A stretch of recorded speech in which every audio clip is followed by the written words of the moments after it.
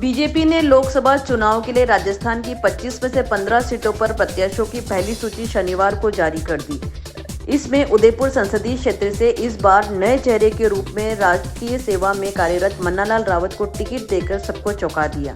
बताया जा रहा है कि बीटीपी पार्टी से मुकाबले के लिए बीजेपी ने रावत को चुना है। वहीं उदयपुर से लगातार 2 बार बीजेपी के टिकट पर जीते सांसद अर्जुन लाल मीणा का टिकट कटा है। बताया जा रहा है कि अर्जुन लाल मीणा लंबे समय से अस्वस्थ चल रहे थे।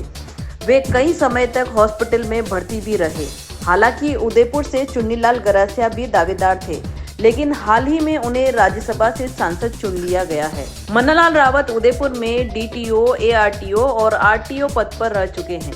वे वर्तमान में राजस्थान परिवहन विभाग के अतिरिक्त आयुक्त पद पर जयपुर में सेवाएं दे रहे हैं। राजकीय सेवा में होने से मन्नालाल रावत कभी भाजपा के राजनीतिक कार्यक्रम में नहीं दिखाई दिए, लेकिन उन्होंने अपने समाज और आदिवासी एरिया में मजबूत पकड़ बनाई है। इधर टिकट मिलने के बाद से एडिशनल कमिश्नर के उदयपुर स्थित घर पर उन्हें बधाई देने वालों का तांता लग गया। बीजेपी के कई पदाधिकारी और कार्यकर्ताओं ने उनके घर पहुंचकर बधाई दी और मिठाई खिलाई।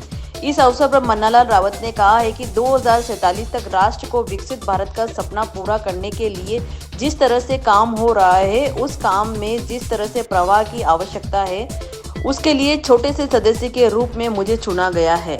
उन्होंने कहा कि राष्ट्र नेतृत्व ने विश्वास जताया है, यह मेरे लिए गौरव की बात है। जो भी काम होंगे उन्हें अच्छे ढंग से करने की कोशिश करेंगे।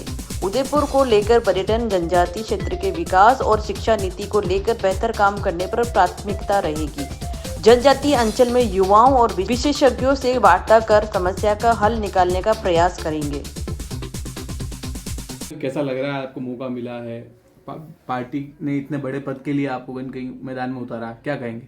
बहुत विनम्रता के साथ कहूँ तो ये है कि एक कार्यकर्ता का जो भाव है उसको लेकर हम आगे बढ़ेंगे और राष्ट्रीय नेतृत्व ने जिस तरीके से विश्वास जताया है, और मैं मानता हूँ कि हमारे लिए बड़ी गौरव की बात है।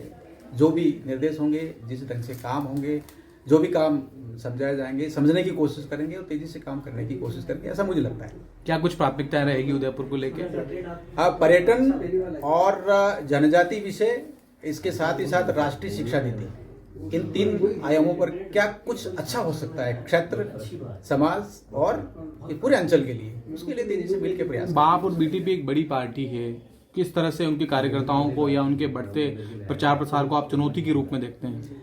जनजाति अंचल में यदि देखें तो ये है कि युवाओं के साथ यदि संवाद किया जाए, उनके प्रश्नों को ढंग से सुना जाए, उनके साथ बैठा जाए, तो संवाद से समाधान निकलता हुआ प्रतीत होता है। हाँ, कुछ संवैधानिक विषयों को लेकर उनकी व्याख्याएं, उनकी बात करेंगे तो मुझे लगता है कि बहुत कठिन नहीं है और सभी अपने हैं, क्षेत्र के हैं। कोशिश करेंगे कि जो राष्ट्रीय भाव है, भारत का भाव है, उसको समझाने की कोशिश करें, तो वो जो वाया नेपाल, जो चाइना का विचार है, वो छोड़ते हुए नजर आएंगे, ऐसा मुझे लगता है।